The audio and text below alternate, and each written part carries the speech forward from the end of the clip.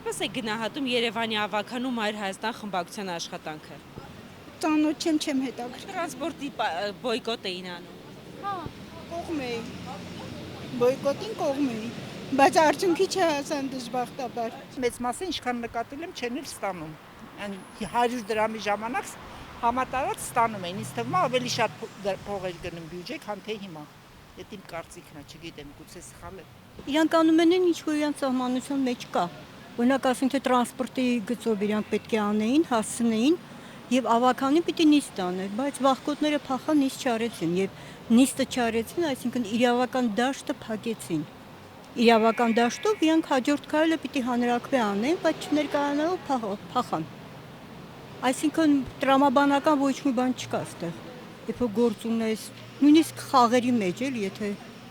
դիմացինդ ոչ մի կանոնի չի ենթարկվում, իսկ սրանք ընդհանրապես ոչ կանոն, ոչ կարմիր գիծ, ոչ սրբություն։ Ինչ պետք է անել։ Այս դեպքում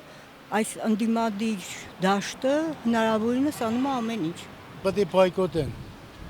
որովհետև ամենտեղ հարկերը բարձրանում, գույքա, կաղպահանություն, չգիտեմ, պայքարում են։ Եվ հետո ասում են ժողովուրդը տուգանքի մատերիալ չի, նախընտրական քայլ է մեր վարչապետի։ Դարավոր տուգանքի մատերիալ ենք, լավա օդի համար բարձ չեն վեսում։ Ամեն մարդ իր աշխատանքը ճիշտ կատարի։ Ինչ ասեմ։ Իսկ դուք ինչպես եք իրենց աշխատանքը գնահատում։ Գոհ եք, որ պայքարում են օրինակ տրանսպորտի թանկացման դեմ։ Թանկացումն այո, մի ընտանիքից 4 հոգի աշխատում են, բայց դե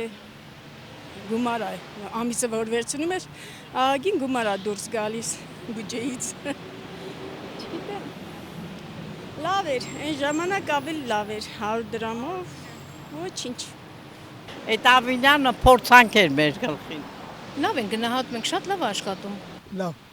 Գոհ եք։ գոհ եմ։